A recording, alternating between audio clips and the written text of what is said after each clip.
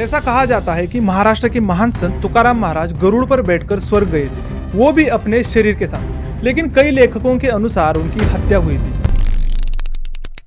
ये दोनों थेरीज अलग अलग लोगों में सच मानी जाती है। तुकाराम महाराज का शरीर आज तक कभी मिला ही नहीं।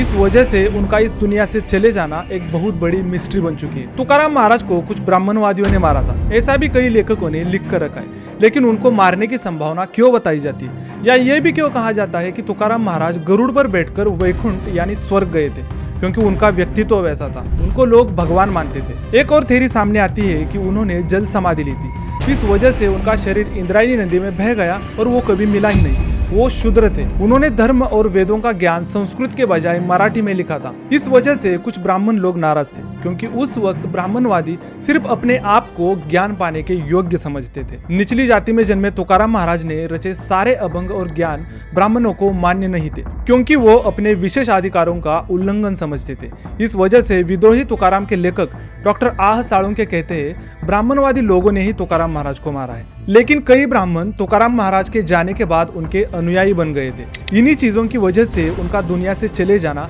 एक बहुत बड़ी मिस्ट्री माना जाता है। लेकिन असल में उनकी हत्या हुई थी या वो शरीर के साथ स्वर्ग गए थे, यही हम आज इस वीडियो में समझेंगे। लेकिन उससे पहले हमें तुकाराम महाराज के कार्य और उनके व्यक्तित्व पर थोड़ी नजर डालनी पड़ेगी।